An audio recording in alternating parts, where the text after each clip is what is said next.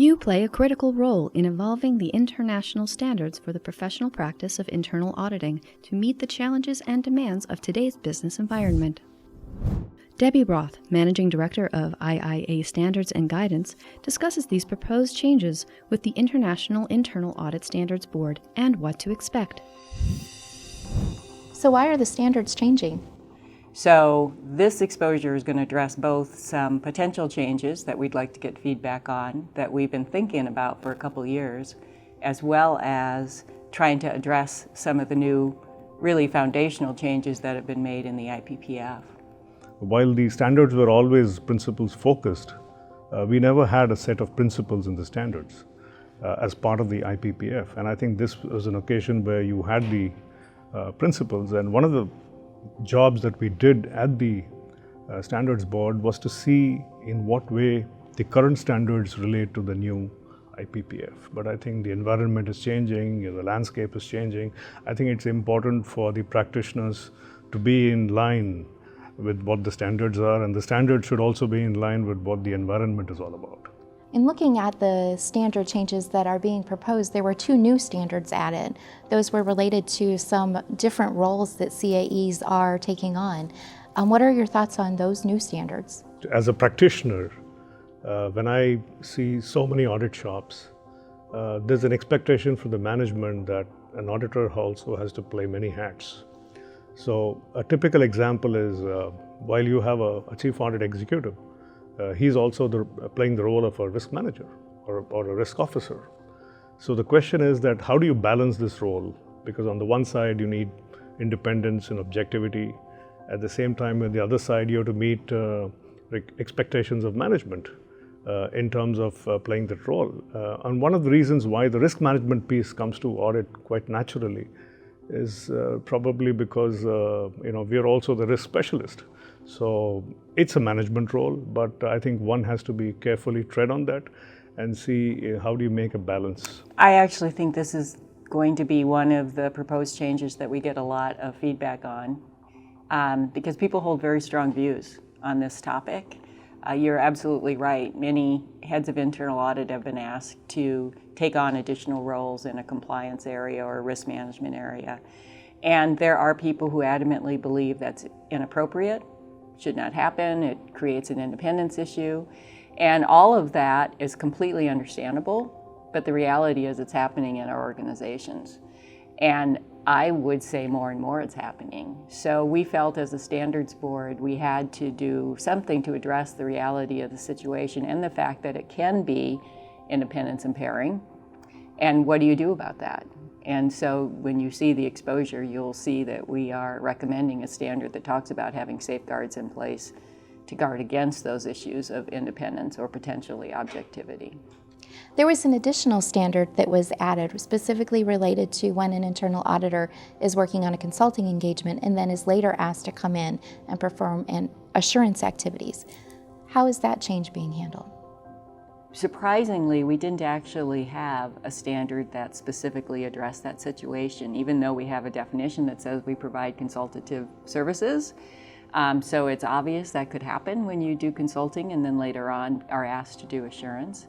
I would say that the right answer was implied in the existing standards, but it wasn't specific. So we felt we should address that situation and make sure that the individual who's asked to do an assurance engagement after having performed consulting is still objective and able to provide assurance.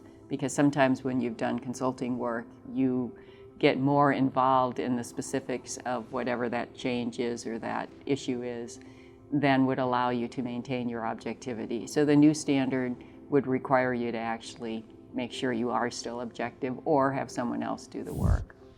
In the new standards exposure, it looks like the definition of internal auditing has been removed from the standards. Can you explain that change? We have changed the mandatory elements of the IPPF through the new task force's work and picked up like the core principles as a new mandatory element. Historically, the standards when talking about what conformance needed to be applied against, would refer to each and every one of the mandatory elements of the IPPF, including the definition and the standards and the code of ethics. And so we kind of had a choice. We could either keep adding to the string of mandatory elements in each standard, so we'd pick up principles as well, or we could step back and say, is it necessary to have each and every one of those called out in each and every standard? And we actually feel, as a standards board, that if we create the right standards that are well aligned with the principles and the definition, that demonstrating conformance with the standards and the code of ethics should be, in essence, addressing what's already in the definition and the principles. So you wouldn't have to call out each and every one of those elements just by addressing the code of ethics and the standards. You de facto would be addressing all the other elements. So it simplifies the standard, but it doesn't really lose anything. We're not taking the definition out of the IPPF. We're simply saying, does each and every standard need to refer to every mandatory element? And we don't think it needs to, because it's picked up de facto by addressing the standards and the code of ethics. I think the definition and the mission statement, they're all overarching principles in a way. I mean, the core principles have been adequately defined, the 10 principles, but these are, alongside the work that you do. So for you to refer to the definition time and again may not be the right thing. It may probably get a little diverted or distracted, to say the least. So I think that is the reason why we are trying to keep this out. How do I, as a practitioner, get involved in the exposure? What are the next steps for me? There's different things you can do. There will be a webcast, so you can watch the webcast to be more informed. Obviously, you can read the exposure itself, and we hope that you do. And there will be survey questions associated with the exposure, and you can respond to the survey to give us feedback on your point of view, whether you agree or don't agree, what your comments are, what suggestions you have. You could do that as an individual. You could do that as part of your team at your organization. We often have organizations that will pull across their practitioners and submit a consolidated response. So there's a variety of ways you can participate, but I think the main thing is to actually read the exposure and give us feedback, because the standards changes are not changes until we get that feedback, we consider the feedback, and then we decide if it makes sense to move ahead with the changes or not. So right now they're just proposed changes, and we need your feedback to decide. Great. And what do you do with that feedback once we submit our feedback on the exposure? Yeah, I think a full analysis goes through the entire process. You look at every feedback that comes in, however small or big it may be.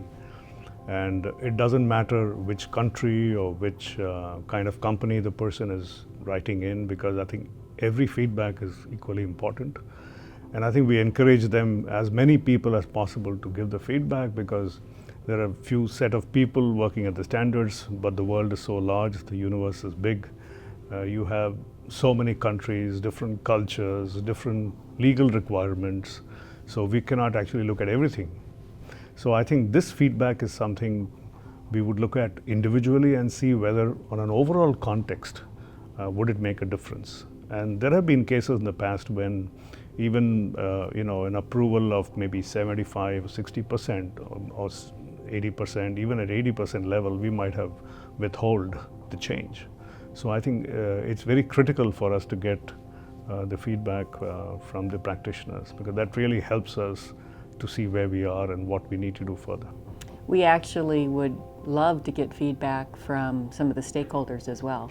And some of the larger organizations that we are partnering with as the Institute of Internal Auditors will give us feedback, whether that's INTOSI or it's IFAC or it's organizations like that. But if you're a CAE and you have an opportunity to talk to your audit committee or your audit committee chair about some of the proposed changes, the one you mentioned on taking on additional roles beyond internal audit and the safeguards that we want the board to be part of creating, that would be an excellent one to discuss with your board, get their view on it, and share with us the feedback you got from the board, or even tell them how to respond directly. We'd love to get their feedback directly, but at least engage them in a conversation and let us know what their reaction was.